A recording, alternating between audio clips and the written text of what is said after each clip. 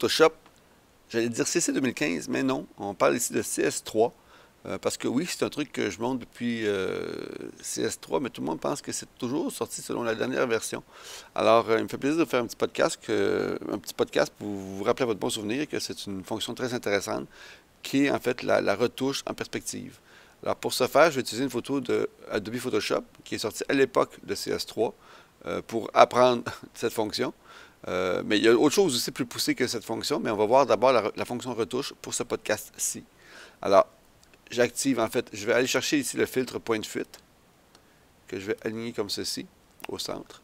Et, bon, par défaut, oui, la grille est créée automatiquement parce que c'est un fichier qui est fourni par Adobe de cette façon.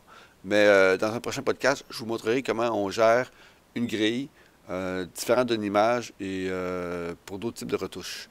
Alors, présentement, ici, je vois que j'ai un tuyau qui traîne et un balai de piscine sur le deck de la piscine.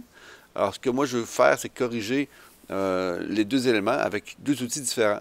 Donc, je vais commencer ici avec la sélection, l'outil sélection. Et dans ce cas-ci, il faut que je fasse très attention. Il faut vraiment que je prenne l'extérieur de l'objet sans toucher l'objet et sans toucher l'ombre ici, comme je vois ici. Il ne faut pas toucher l'ombre, sinon ça va paraître. On va prendre un peu plus grand comme ceci. Et une fois que ça c'est fait, on active simplement la luminance ici, en fait, correction de luminance, pour en fait un peu comme l'outil Band-Aid ou l'outil pansement de Photoshop, ça marche par luminosité, donc ça ne paraîtra pas du tout. Alors, tout ce qu'il me reste à faire après avoir fait ma sélection, j'appuie CTRL pour PC, commande sur un Mac, et je glisse d'en avant en arrière comme ceci. Et je relâche quand mes lignes sont bien alignées. Je relâche d'abord la souris, comme ça et comme ça.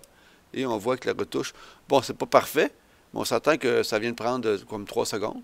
Et la même chose ici, si je prends la correction pour le balai ici, je vais plutôt prendre ici le tampon. Et le tampon fonctionne de la même façon que le tampon ou que le rubber stamp, si je prends le terme anglais, que Photoshop. C'est-à-dire qu'il faut que j'appuie la touche Option ou Alt en PC. Alt du côté gauche en PC. Le Alt du côté droit en PC, c'est pour Alt Character. Alors, je sélectionne ici ma zone de travail. Et maintenant, on voit que la brosse qui est assez élevée, qui est à 470, permet de couvrir une bonne partie de l'élément. Alors, je m'assure ici de ne pas, par contre, activer la luminance, correction de luminance, parce que le bleu va transparaître à travers le gris. Et on ne veut pas ça du tout. Alors, je commence par faire ça, comme ceci, et voilà. C'est tout. Alors, pour ceux qui ne savaient pas que ça existait, ben, vous avez 10 ans de retard à rattraper sur le plaisir de travailler avec cette fonction. Alors, c'est à votre tour d'essayer.